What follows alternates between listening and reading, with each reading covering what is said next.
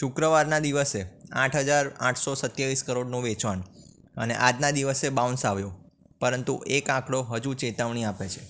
નમસ્કાર મિત્રો, market mood 27 April. Nifty 194 point ઉપર 24,092 પર, સેન્સેક્સ 639 પોઈન્ટ ઉપર 77,303 પર, વિક્સ 6.8% નીચે 18.38. પેનિક ઓછો થયો છે, જેથી માર્કેટમાં થોડીક રાહત છે, પરંતુ આ રાહત સ્થાયી છે કે કામ ચલાઉ તે સવાલ હજી આપણી સામે ઊભો છે. વિદેશી રોકાણકારોએ 1,151 કરોડની વેચવાલી કરી. તેની સામે દેશી રોકાણકારોએ 4,123 કરોડની મજબૂત ખરીદી કરી. ઇન્ડેક્સ ઓપ્શનમાં 6,179 કરોડની મોટી વેચવાલી. સ્ટોક ફ્યુચરમાં 1,493 કરોડની નાની ખરીદી.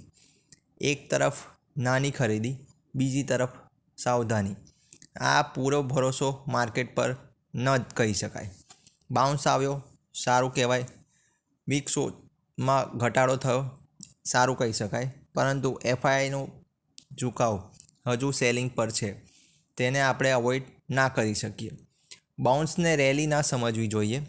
રેલી આવે ત્યારે બધા ડેટા એક જ દિશામાં બોલતા હોય છે. તો આજના દિવસે તમે કઈ સાઈડ પર ઊભા હતા? કોન્ફિડન્સ તરફ કે કોશિયસ તરફ? કોમેન્ટમાં જણાવો. જય હિન્દ, વંદે માતરમ.